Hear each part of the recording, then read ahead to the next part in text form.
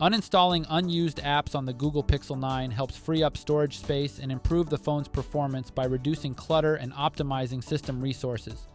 To remove apps from your Pixel 9, start by swiping up from the home screen to access the list of apps.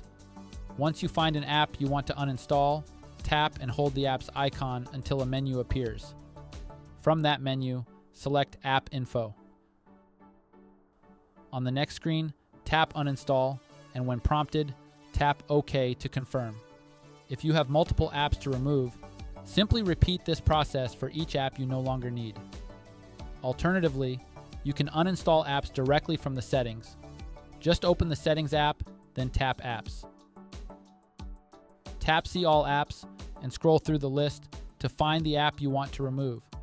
Once you've selected it, tap Uninstall and confirm your decision by tapping OK on the next screen. By doing this regularly, you'll free up more storage space and keep your Pixel 9 running smoothly. Stay tuned for more tips and tricks by subscribing to our channel. There's a lot more to come.